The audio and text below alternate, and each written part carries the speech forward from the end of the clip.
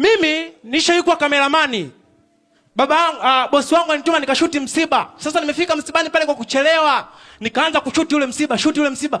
Unafika muda wa chakula, bosi ananipigia simu anasema, "Wewe, mbona unalalamika unasema msibani hujafika?" Nikasema, "Mbona niko msibani na shuti watu wanalia hapa?"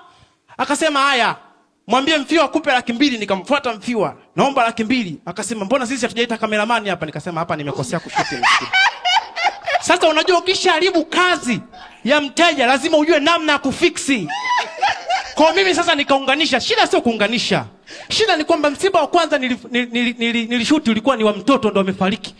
Alafu ule msiba ule mwingine ulikuwa ni wa mtu mzima. Yaani unampelekea Mfiwa hivi anakuta marehemu amerudi utotoni alafu bado ni marehemu.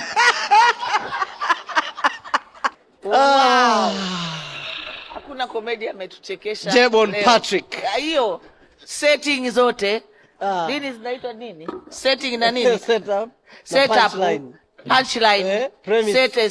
Premises. You know what I'm saying? Renti. Umetufurahisha sana.